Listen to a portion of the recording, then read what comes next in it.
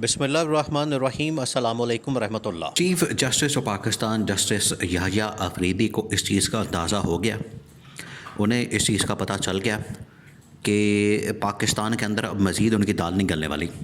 پاکستان کے اندر جو اس وقت پبلک کو شعور آ چکا ہے، ان کو پتہ لگ گیا ہے، اور جس طریقے سے عمران خان اور پی ٹی آئی نے اور باقی تمام کی تمام اپوزیشن جماعتوں نے 26ویں آئینی ترمیم کا کچا چٹا کھولا ہے، 26ویں آئینی ترمیم کی حقیقت کھولی ہے، اور دنیا کے سامنے یہ 26ویں آئینی ترمیم نہ صرف جس طریقے سے کی گئی بلکہ اس کے جو مقصد تھا، اس کا جو مقصد تھا 26ویں آئینی ترمیم کا، وہ یہی تھا کہ آپ نے عدلیہ کو مینج کرنا ہے اور اس کے بعد یحییٰ آفریدی جیسے سہولت کاروں کو لا کے بٹھانا ہے، جن کا کام ہی یہی ہونا ہے کہ انہوں نے حکومت کے حق میں فیصلے کرنے، بس۔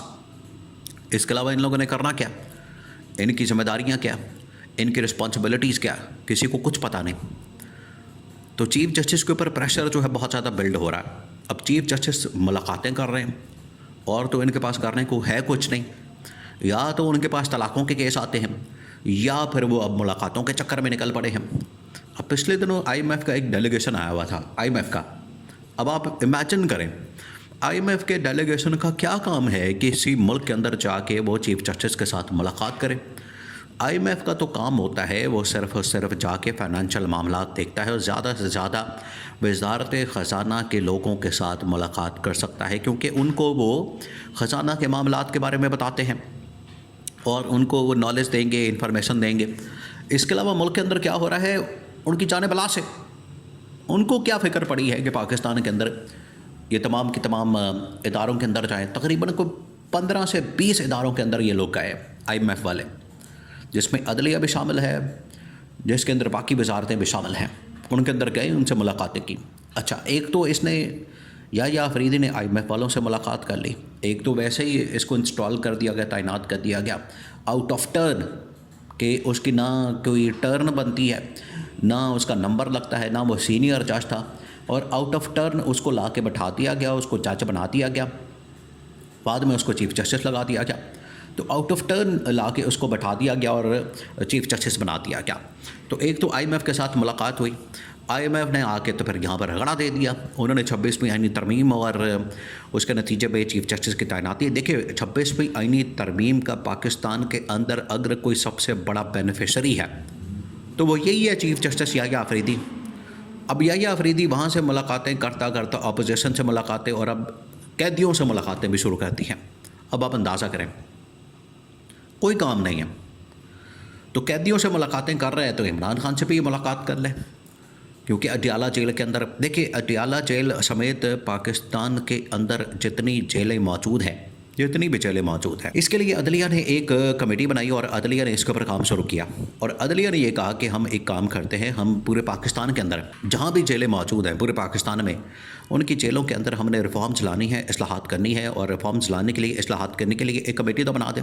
اور اس مقصد کے لیے انہوں نے جو پی ٹی آئی کی بڑی متحرک کارکن ورکر، یا آپ کہہ لیں کہ ان کو پی ٹی آئی کے پلیٹ فارم کے اوپر زبردستی لانے پر مجبور کیا گیا، وہ ختیجہ شاہ، اس کو 9 مئی کے چکر میں پہلے پکڑا گیا، تقریباً سال اس کو جیل کی سلاخوں کے پیچھے بند رکھا گیا، اس کو پابند سلاسل رکھا گیا، جیل کی ہوا کھلانے کے بعد سال ایک ذلیل خوار خجل خوار کرنے کے بعد اس کو چھوڑ دیا گیا۔ تو اس کو اس کمیٹی کا سربراہ ہیڈ مقرر کیا گیا، جو جیل کے معاملات، جیل کے حالات و واقعات، اور جیل کی جو ساری اندر حالات اور سہولیات ہیں اور وہاں جو مسائل ہیں ان کے متعلق وہ آگاہ کریں۔ ختیجہ شاہ نے رپورٹ بھی سبمٹ کروا دی تھی سپریم کورٹ پاکستان کے اندر، اور ختیجہ شاہ نے بھی کہا تھا کہ میں باقی تمام جیلوں کا دورہ تو کر چکی ہوں، لیکن مجھے اڈیالہ جیل جانے کی اجازت نہیں ملی۔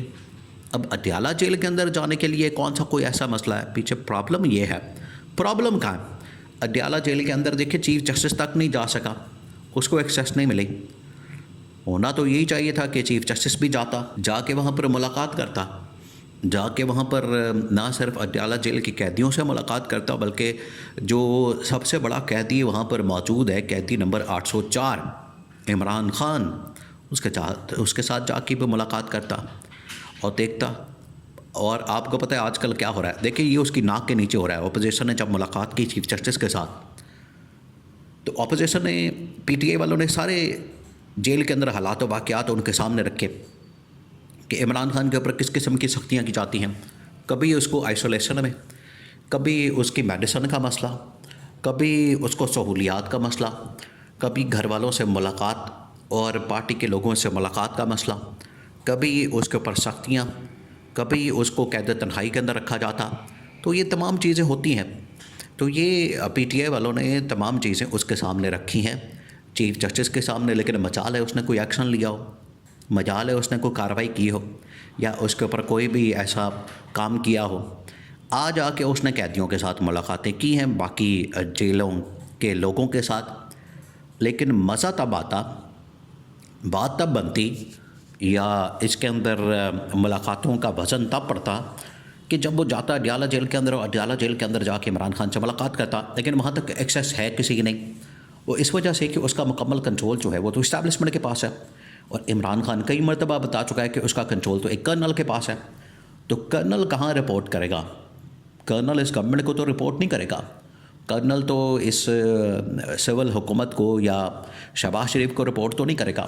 وہ تو کہیں اور ہی رپورٹ کرے گا. جہاں سے وہ آیا ہے ادھر سے ہی اس نے انسٹرکشن لینی ہے اور ادھر ہی اس نے رپورٹ کرنا ہے. تو یہ چیف جسٹس کا یہاں پر سارا کا سارا کھاتا کھل گیا اور ان کو پتہ چل گیا. اب ویسے ہی 26ویں آئینی ترمیم عمران خان نے کہا ہوا ہے، اور اس کو اب ٹیک اپ بھی کر لیا گیا، اس ایشو کو، 26ویں آئینی ترمیم کو بھی اور 8 فروری کے انتخابات کو بھی. اب یہ کھاتا کھلنے جا رہا ہے. ویسے یہ ایک بہت بڑی بدقسمتی کی بات ہے، بہت بڑی بدقسمتی.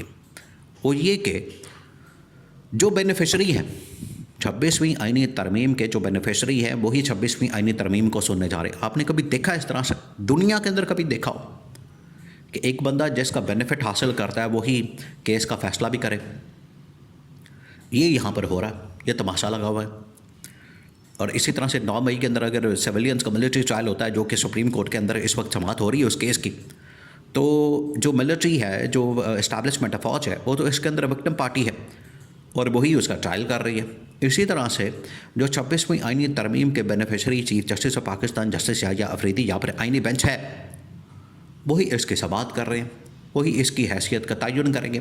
وہ کیسے کر سکتے ہیں؟ وہ نہیں کر سکتے. تو یہاں پر کلیش آف انٹرسٹ کی کلاسک اگزامپل موجود ہے. کلاسک، یہ ہے اصل تباہی اور بربادی کی وجوہات. جب ملک کے اندر آپ نے یہاں پر ایسا نظام قائم کر دینا کہ ہر جگہ پر آپ کو کلیش آف انٹرسٹ نظر آئے گا، تو پھر آپ ترقی اور خوشحالی کی طرف نہیں جا سکتے. پھر سفر جو ہے تباہی اور بربادی کا ہوگا.